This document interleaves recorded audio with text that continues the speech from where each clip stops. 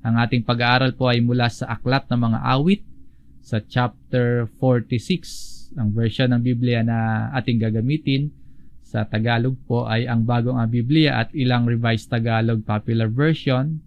Sa English version po ay New American Standard Bible at ilang talata na New King James Version ang ating mababasa. Bago natin basahin ang mga talata sa chapter 46, nais ko pong ipaalala na itong aklat ng mga awit, itong buong aklat ng Book of Psalms, ay masasabi nating karamihan sa mga talata dito ay poetic expressions of worship at pananalangin sa Diyos. Mababasa natin sa aklat na ito kung paanong ang mga Israelita noon ay naghahayag ng kanilang saloobin, naghahayag ng kanilang nararamdaman at papuri bilang kanilang pagsamba at pananalangin sa Diyos. Kadalasan po ay mga emotional expressions ito ng kanilang kagalakan, emotional expressions ito ng minsan pagkatakot nila o kaya minsan pasasalamat nila o ng kalungkutan nila at iba pang mga paghahayag ng kanilang damdamin at ng kanilang naisabihin sa Diyos.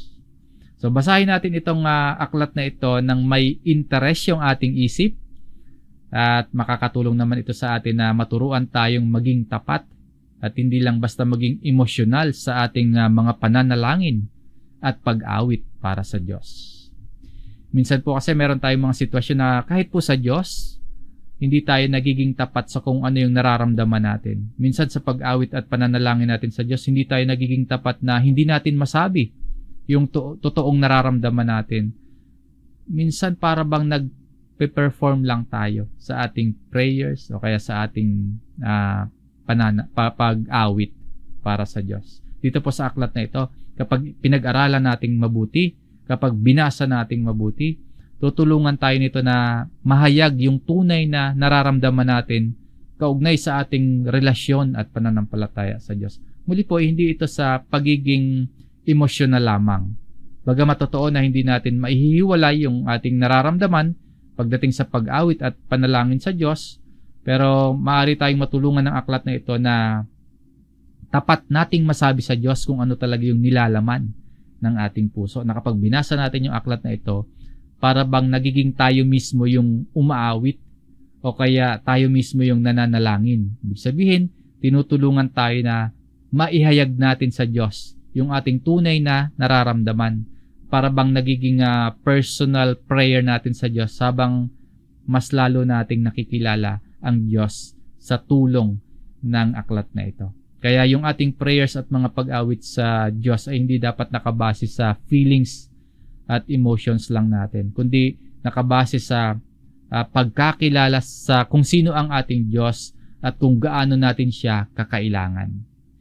Ang mga talata sa Book of Psalms ay magtuturo o maghahayag sa atin ng mga katangian ng ating Diyos na habang nahayag sa atin ang kadakilaan, habang nahayag sa atin ang kabutihan at ang buong katotohanan tungkol sa Diyos, ay patuloy tayong maturuan naman kung paano dapat sambahin ang Diyos, kung paano purihin at kung paano manalangin, and kung paano dapat magtiwala sa Diyos. Maraming mga awit na nakasulat dito sa Book of Psalms na nagbibigay ng pag-asa at katiyakan, lalo na po sa mga taong humaharap sa mga pagsubok o kaya nakakaranas ng mga kahirapan sa buhay. Itong araw, Psalms ay laging nagpapaalala sa ating mga mananampalataya sa tuwing binabasa natin ang nilalaman ng aklat na ito, na nire-remind tayo ng tungkol sa katapatan ng Diyos at patuloy itong naghihikayat sa atin na magtiwala tayo sa kalooban ng Diyos para sa atin. Ngayon, itong awit chapter 46 ay malaman po pagdating sa mga message of comfort. Naglalaman ng mensahe ng katiyakan at mensahe ng pagtitiwala sa ating pananampalataya. Nawa makatulong po yung ating pag-aaral ngayon na makita natin kung gaano kahalaga at masasabi natin na walang katulad ang nasa presensya ng ating Diyos, na hindi natin ito maikukumpara sa kahit anumang bagay dito sa lupa.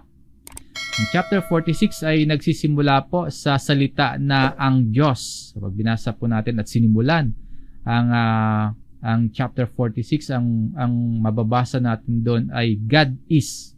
Doon nagsisimula na nagpapahiwatig na mayroon itong sasabihin sa atin kung sino ang ating Diyos, or may sasabihin sa atin kung ano ang Diyos, or kung ano yung mga bagay na tungkol sa Diyos. At sa atin nga pong pag-aaral sa chapter 46, talakayin natin yung 4 na major sections o mga pangunahing punto sa bahagi ng sulat na ito. Ito po yon. Una, ang Diyos ang ating tulong at protection mula sa verse 1 hanggang 3. At ang Diyos ang ating kagalakan at kaligtasan sa verse 4 at 5. At pangatlo, ang Diyos ay dakila at ang Diyos ang may control mula sa verse 6 at verse 8 hanggang 10. And yung pang-apat, ang Diyos ay makapangyarihan at kasama natin ang Diyos. Sa verse 7 at verse 11 naman natin ito mababasa. Ito po yung 4 na major points na ating tatalakayin ngayon. Yung number 4 po pala, bali yung verse 7 tsaka yung verse 11, iyan yung summary ng ating aralin. So yung number 1 to 3, yung punto number 1 hanggang 3 na ating tatalakayin ay yung punto number 4 naman ay pumapasok na kabuuang kaisipan nitong mga tatlong punto. Pag-aralan po natin. Number 1, isa-isahin po natin po. Sa chapter 46 ng Book of Psalms, sa verse 1 to 3, ang Diyos ang ating tulong at protection. Basahin po natin yung mga talata. Verse 1, ang Diyos ay ating kanlungan at kalakasan, isang handang saklolo sa kabagabagan. So dito nagsimula yung chapter 46, no? Yung ang Diyos o God is. At ang kasunod po, ihayag sa atin kung sino ang ating Diyos. Our refuge, our strength, a very present help in trouble. At sa verse 2, kaya't hindi tayo matatakot, bagaman mabago ang lupa, bagaman ang mga bundok ay madulas sa puso ng dagat. Verse 3, bagaman ang tubig nito ay bumula at humugong, bagaman ang mga bundok ay mauga dahil sa unos niyon. Kapag binasa natin yung verse 1 to 3 sa Revised Tagalog Popular Version, ang mababasa natin doon, mundo'y mayanig at mundo'y matangay sa dagat. Mangalit ang karagatan, mayanig ang burol, magimbal. So, yan yung, yun yung pagkakasalin sa Revised Tagalog Popular Version. Pinapatunayan po ng mga talatang ito, itong verse 1 to 3, na ang kaguluhan, ang trahedya, ang kabagabagan, at maging paghihirap ay nangyayari at maaaring mangyari kahit sa isang bansang pinili ng Diyos tulad ng mga Israelita. Maaring mangyari kahit sa mga taong may lubos na pananampalataya sa Diyos.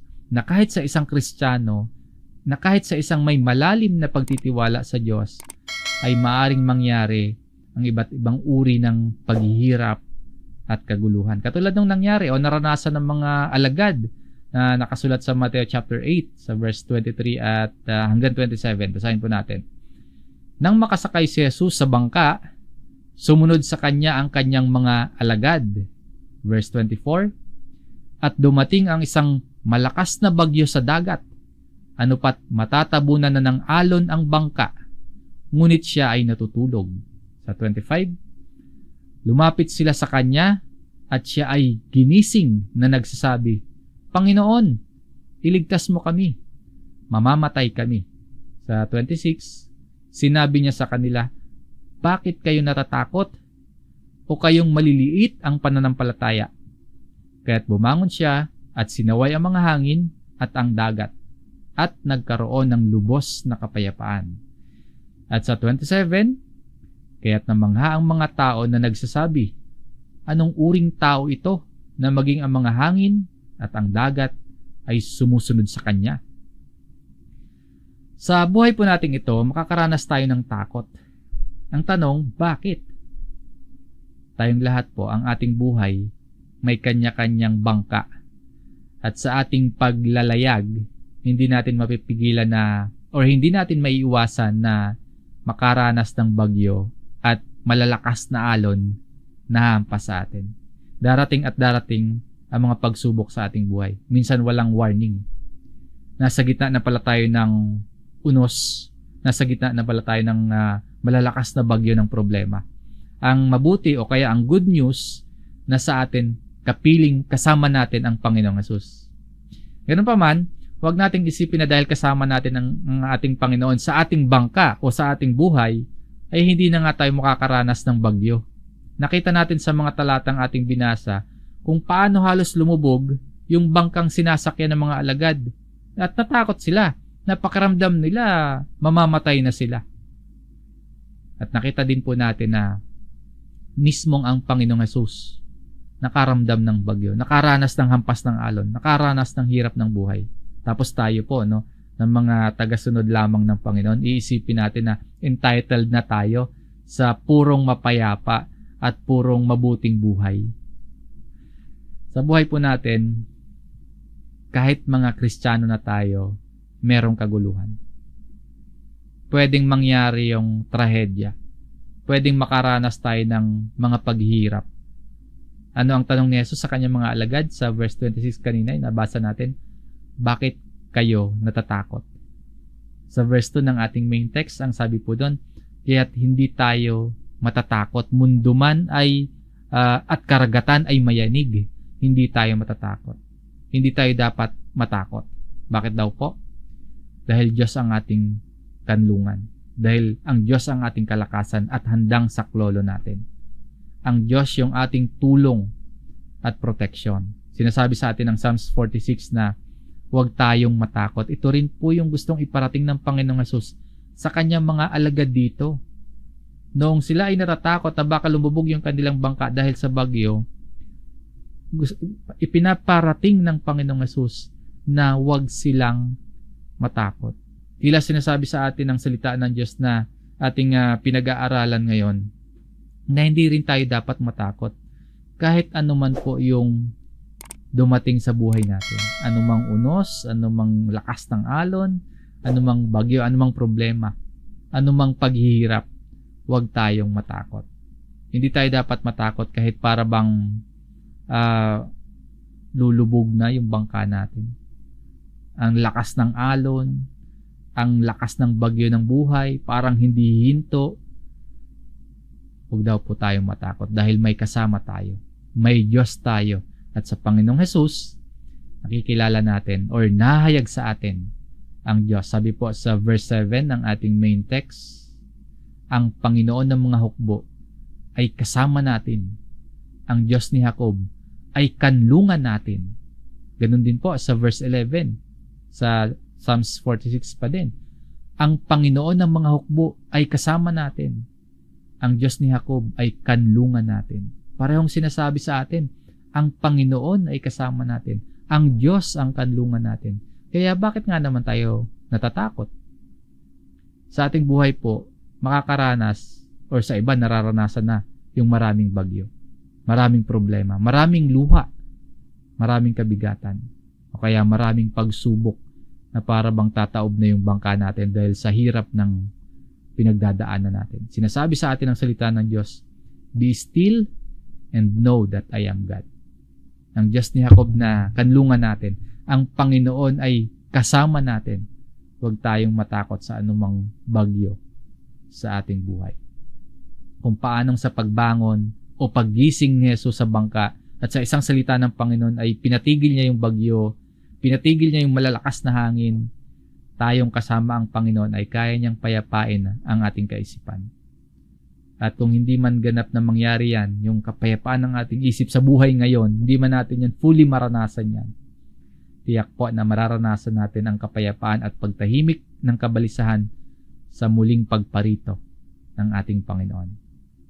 Mapapayapa yung dagat natin. Mahihinto yung bagyo natin. Mapapayapa ang puso natin. Maaalis ang lahat ng kabigatan ng puso natin sa muling pagparito ng ating Panginoong Hesus. Sa buhay nating ito, nahayag sa atin ang katangian ng Diyos na ang Diyos yung ating tulong at proteksyon, na ang Diyos ang handang saklolo natin sa pamamagitan yan ng ating Panginoong Hesus. Sa sulat ni Mateo sa chapter 8, tinatanong ni Jesus ang kanyang mga alagad, bakit kayo natatakot? So, bakit tayo natatakot? Baka po nakakalimutan natin na kasama natin ang Diyos. Baka nakakalimutan natin na ang Diyos ang kanlungan natin. Or baka nakakalimutan natin ang sinasabi ng Book of Psalms na ang Diyos ang ating lakas at kanlungan at handang saklolo kung merong kaguluhan. At baka kaya tayo natatakot kasi nakakalimutan na natin na sinabi ng Panginoong Hesus sa kanyang mga alagad na ako'y laging kasama ninyo hanggang sa katapusan ng panahon. Baka nakakalimutan natin yun. Kasulat sa Mateo chapter 28. Baka kaya tayo natatakot kasi kulang o kaya maliit yung ating pananampalataya. Ang katangian at ang katotohanan tungkol sa kung ano ang magagawa ng Diyos sa ating buhay ay inihahayag niya at ito po ay ready available sa Biblia. Para lumago ng lumago ang ating pananampalataya. Hindi paliit ng paliit.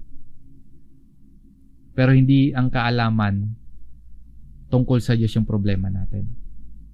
Madalas kaya tayo nakakaranas ng takot dahil sa hindi natin talaga lubos na pagtitiwala sa Diyos. Readily available na yung tungkol sa Diyos, yung katotohanan tungkol sa Diyos. At marami sa atin, marami ng kaalaman patungkol sa Diyos. Pero bakit nakakaranas pa rin tayo ng takot? Kasi ang problema, hindi talaga tayo lubos na nagtitiwala sa Diyos. Hindi tayo lubos na nagtitiwala sa sinasabi niya sa atin. Nakasama natin siya at siya yung ating kanlungan. Ang problema po, puso natin.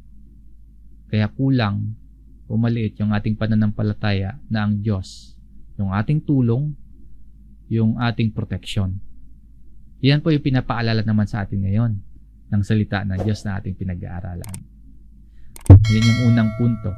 Ang Diyos ang ating tulong at protection.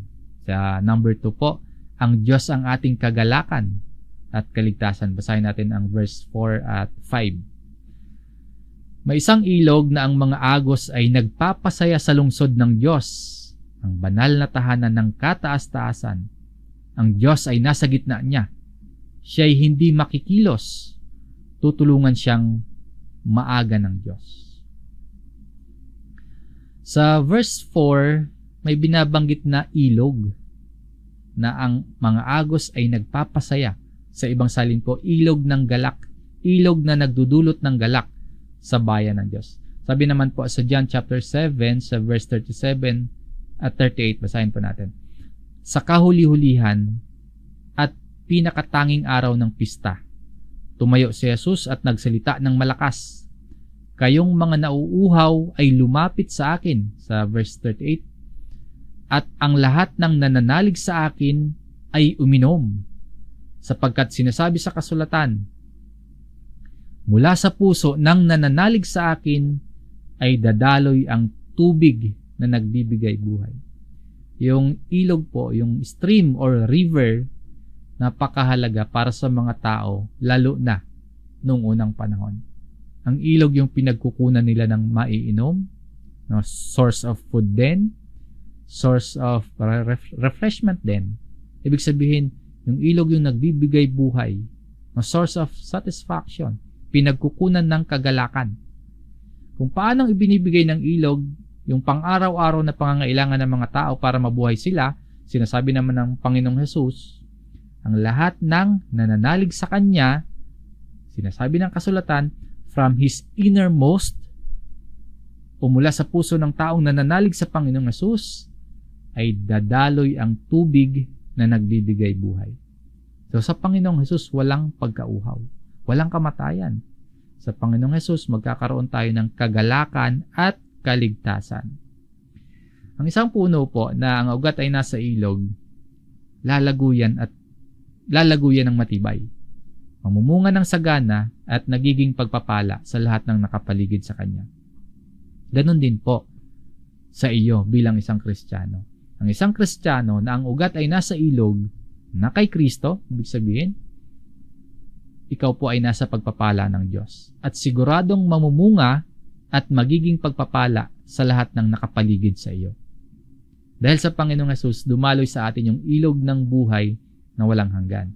Kung paano hindi tumitigil sa pag-agos ang ilog na nakakarating sa atin, ganun din naman. Hindi rin yan titigil, maghahanap ng ibang tao na madadaluyan.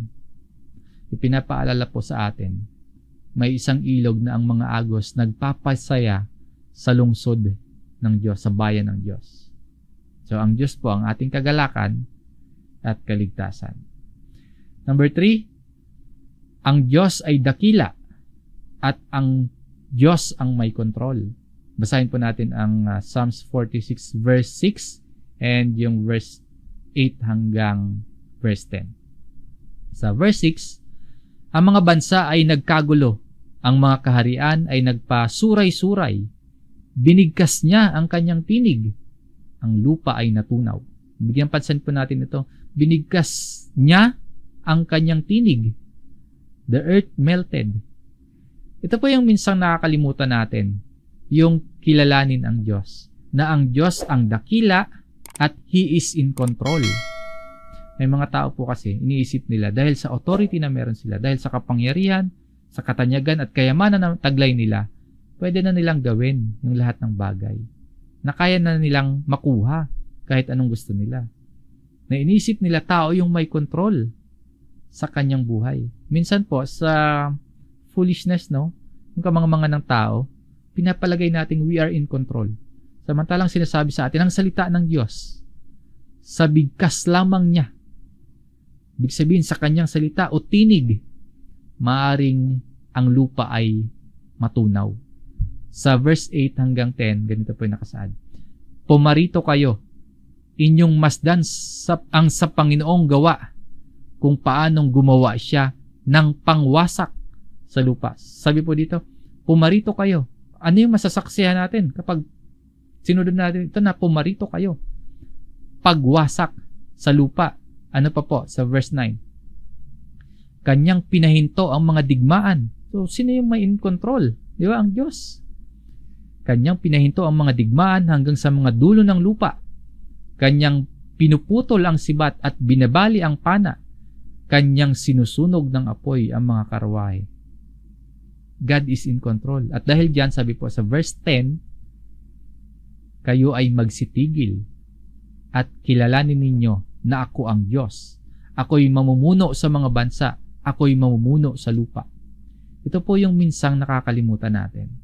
Ang tumigil at kilalanin ang Diyos. Kilalanin natin ang ating Diyos.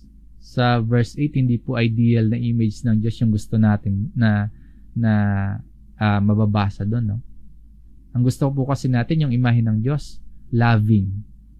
Hindi namumuksa, hindi natutunaw. Gusto nating image ng Diyos mapagbigay, maawain, maamo. Totoo naman po lahat ng yon.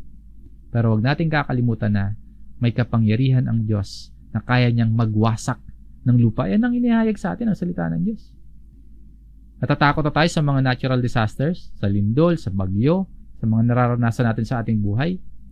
Pero anumang bagyo, anumang lindol na na-experience na natin, mas katakutan po natin kapag nangyari sa atin ang galit ng Diyos. Yung pagwasak ng Diyos. Makatarungan po ang Diyos. Sa lahat ng hindi kumikilala sa Kanya, kaya niyang wasakin. Nabasa natin sa Biblia, kaya ng Diyos na pabahain ng lampas sa pinakamataas na bundok. Kaya ng Diyos na lipulin ang sangkatauhan. Diba nabasa natin sa ibang bahagi ng Biblia. Sabi nga po sa Psalms 101 verse 7 hanggang 8, dito makikita po natin na mayroon tayong Diyos na galit sa kasalanan at patuloy na nagagalit sa kasalanan. Basahin po natin yung verse 7 hanggang 8. Walang taong gumagawa ng pandaraya ang tatahan sa aking bahay. Walang taong nagsasalita ng kasinungalingan ang mananatili sa aking harapan.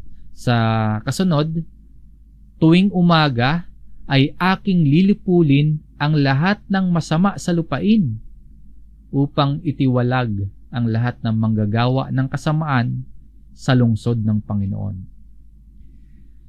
So, kung meron tayong dapat katakutan, matakot tayo sa Diyos kung hindi natin siya kinikilala. Inihayag sa atin ang salita ng Diyos na siya ay dakila at ang Diyos ang may kontrol ng mga bagay. Kaya maging tugon po natin, balikan natin yung ating main text sa verse 10. Kayo ay magsitigil at kilalanin ninyo na ako ang Diyos. Be still and know that I am God. Minsan wala naman talaga tayong magagawa. Pero gawa pa rin tayo ng gawa ng paraan. Sa halip na tumigil, sabi dito, kayo ay magsitigil. Sa halip na manalangin, sa halip na magtiwala sa Diyos. Sa bangka po, kapag lalo tayong naging malikot, kapag nagpanik tayo, kapag naging aligaga tayo sa bangka, ang bangka lalong magiging magalaw. Yung pag-aalala natin, yung kabalisahan po natin, yung pagdepende natin sa sarili nating kakayahan, kadalasan lalo lang pong dumadagdag yun sa kaguluhan. Lalo lang nagiging shaky yung bangka. Binabagyo na nga yung bangka, binabagyo na nga yung buhay natin, di pa rin tumitigil. Binabagyo na nga ng malakas na bagyo yung ating bangka, ang likot-likot mo pa. Kaya sabi dito sa atin, be still and know that I am God. Manahimik muna tayo. Mag-isip. Baka nakakalimutan natin na hindi naman talaga tayo ang bida sa kwento ng ating buhay. Tumigil muna. Alalahanin na kasama ang Diyos. Sabi nga po sa verse 7 tsaka sa verse 11 na binasa natin kanina sa chapter 46 ng Psalms. Kasama natin ang Diyos na makapangyarihan. Ang Diyos ni Jacob na ating kanlungan. Kasama natin. Bakit tayo natatakot? Kasama natin ang Diyos. Nasa atin ang Panginoong Hesus na may kapangyarihang iligtas tayo sa ating mga kasalanan. Nasa atin ang Panginoong Hesus na may kakayahang pagkalooban tayo ng buhay na walang hanggan. Bakit tayo natatakot? Sabi pa dito, sa kasunod, dito sa verse 10, sa Psalms 46, ako'y mamumuno sa mga bansa. Ako'y mamumuno sa lupa. Darating po yung araw na fully paghaharian ng Diyos ang lahat ng mga bansa. Paghaharian niya ang buong mundo. Kung mangyayari ito, kung darating pala itong mamumuno siya sa mga bansa, mamumuno siya sa lupa, para saan pa? At nag-aalala at natatakot tayo kung darating pala ito.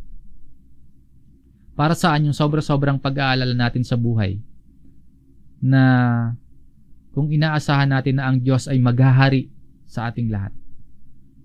At dahil bahagi tayo ng nasasakupan ng paghahari ng Diyos, bahagi tayo ng isang bansa, bahagi tayo ng sangkalupaan, dahil bahagi tayo ng nasasakupan ng paghahari ng Diyos, ng pamumunuan, ng pinamumunuan ng Diyos. Kung ang Diyos ang naghari sa buhay natin ngayon, kung ang Diyos ang namumuno, naghahari sa mundo natin, sinasabi sa atin ng Psalms chapter 46, ang Diyos ang ating tulong at proteksyon. Ang Diyos ang ating kagalakan at kaligtasan. Ang Diyos ay dakila at ang Diyos ang may kontrol. Ang Diyos ay makapangyarihan at kasama natin. Ang Diyos. Ito po ang nais ipaalala sa atin na ang Diyos, God is. Kung ganito lang din sana lagi, no, na sa lahat ng pagkakataon, magsisimula po yung araw natin sa God is, sa ang Diyos, na magsisimula yung buhay natin sa bawat araw sa ganito. Kung ganyan sana lagi. Kaso kadalasan po, iba. Sa halip na mauna ang Diyos, nagiging ganito. Work is. Kadalasan nagiging job is our protection. O kaya relationship is our joy. Sa halip na God is in control, nagiging I am in control. Napakadali po sa atin na palitan yung mga salita na ang Diyos or God is. Madali sa ating palitan yon ng iba't ibang bagay na ginagamit natin na pamalit sa Diyos. No, ang pera ang ating proteksyon, no? Ang pera ang ating kagalakan, ang tagumpay ang ating kagalakan, ang kapangyarihan ang ating pinapalitan natin. No? Napakadali para sa atin na palitan yung salita na ang Diyos ng mga bagay na ginagamit natin na pamalit sa ating Diyos. Mga kapatid, ang Diyos, ang ating Diyos, ang ating lahat sa lahat. Ano man na sinasaligan natin ngayon, liban sa Diyos, guguho din yan. Ano man na source ng ating kagalakan ngayon, liban sa Diyos, maghahati din yan sa atin ng kalungkutan. Ano man na nagbibigay sa atin ng pleasures ngayon, liban sa Diyos, maaaring magdala yan sa atin ng pagdurusa. At anuman po na inaakala nating proteksyon liban sa Diyos, paasahin lang tayo niyan. Hindi tayo mapoprotektahan yan. Lalong-lalo na sa makatarungang Diyos. At anuman po na pinagkukunan natin ng lakas liban sa Diyos, magbibigay din yan sa atin ng kahinaan. Sinasabi lamang po sa atin ang salita ng Diyos mula dito sa Psalms chapter 46 na nothing compares to our God. Ito po ang ating Diyos. At kung tayo ay sa Diyos, huwag tayong matakot. Tinuturoan tayo ng salita ng Diyos na hanapin yung kapahingahan sa Kanya. Pinapaalalahanan tayo na tumigil sandali, manalangin tayo, at huwag tayong mag-alala, huwag tayong matakot. Sa halip po, kilalanin natin na meron tayong Diyos na makapangyarihan at kasama natin siya. God is powerful and God is with us. Ito po ang mensahe ng salita ng Diyos para sa ating lahat. Sa Diyos ang kapurihan at sa Diyos ang kapasalamatan. Pagpalain nawa tayo ng ating Ama. Maraming salamat po sa inyong pakikinig. Sa ating pagtatapos po, muli tayong manalangin.